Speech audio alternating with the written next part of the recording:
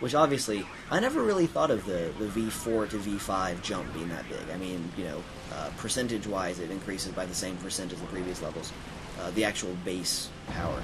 But, like, weapons like the Pyroblaster and the Tornado Launcher is a good one, too. Like, V4 tornadoes are about half as powerful as V5, maybe a little bit more than half. Because the V5 of the Tornado Launcher gives you those lightning bolts. So against a boss where the lightning bolts will be hitting the actual boss all the time, it, like, pretty much doubles the damage. So to anyone who wants to run this game in the future, definitely check out the V5 versions of weapons before you judge them. Although I'll also go ahead and tell you that no weapon besides the Pyroblaster works. But I'm sure you'll want to test them anyway, because all good speedrunners like to check each other's work. Which is good. It's constructive, and sometimes it leads to good breakthroughs. Yeah. Although I don't really see anyone attempting to beat this run in the foreseeable future.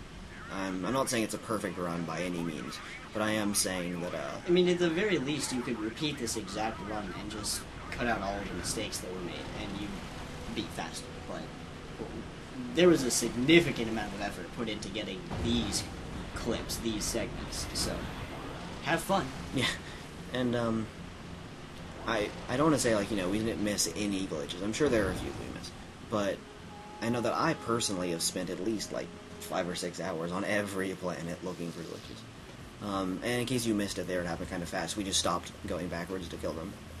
And now we're finally solving this decryptor. We're going to do a skydive and then rescue Talwyn. Finally move on past. Oh, Talwyn. I'm actually... it's been a long time since I actually watched these cutscenes, but unless I'm mistaken, they never actually tried to create a love interest thing between her and Ratchet. Maybe in Quest for Booty or something. Which is actually surprising, because there have been a lot of female characters in the past that Ratchet's fraternized with.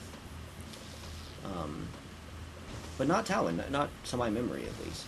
Although, there's probably a bit of a species gap there. Yeah. Isn't the girl from Going Commando, his love interest in Going Commando, isn't she a Lombax? You know, it's been a while, so I don't exactly remember, but I thought so. But, at least very similar looking. Yeah, but then they always say, like, he's the last of the Lombaxes. Well, except for Azimuth, obviously.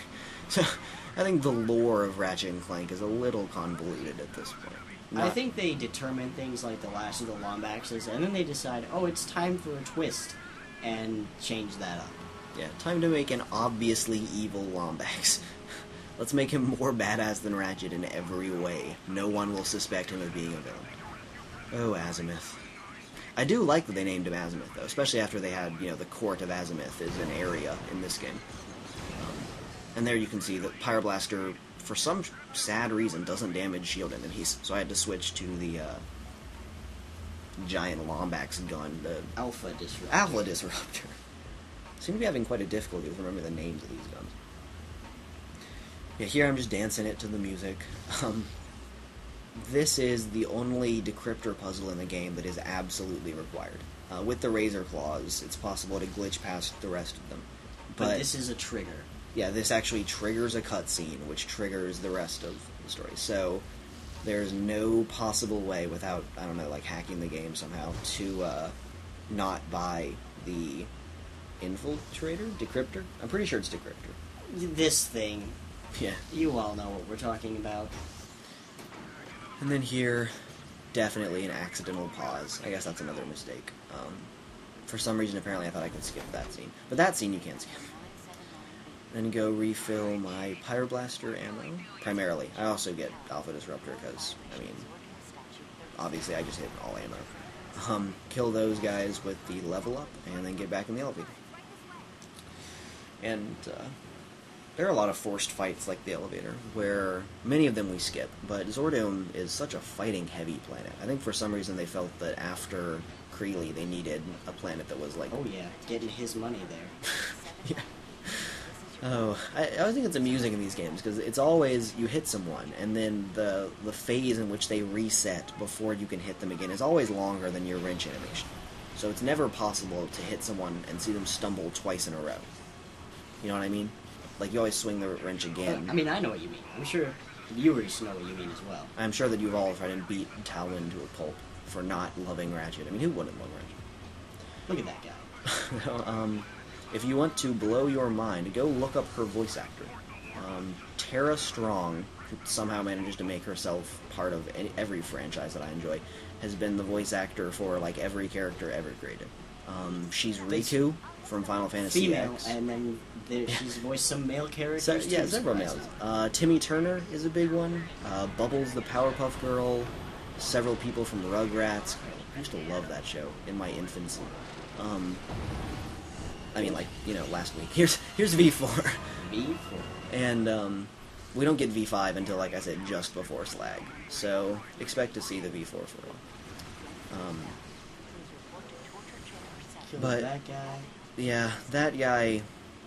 It's questionable whether he should be in the run. I think it's faster, but future runners may want to exactly time it. Because obviously it's possible to just like not go up there and kill him, and just to stretch jump across that gap without getting the added height. I don't really know why they have that there. But he's a nice little experience, man. Yeah, he's actually decent experience. He's not as much as the really big four-legged ones, but decent little experience. And then that skips a fight room. Yeah, simple, but quite effective. And we don't even trigger that fight room, so we don't have to worry about it. And then, for some reason, the game did not receive my input there for a second. I think I was definitely still pressing forward. Maybe my controller freaked out or something. And then kill this guy, get a little bit more experience, and then jump in the taxi. And we're finally headed away from Zordon. Zordon is a long... I think the segment's like just a little bit over 24 minutes, maybe. But Zordon is, like, at this point, maybe 15 minutes, maybe almost 16. You can see me momentarily, longingly look at that gold bolt. As we mentioned earlier, gold bolts are the most important part of the speedrun. We couldn't find a way to factor that one in effectively, so we had to go get some other gold bolts. Make sure to get those in the run. It's such a shame. And then here I charge boots up the little slanty thing there, which keeps me from hitting the wall, and go to the Verdigris on rails hole. Woo.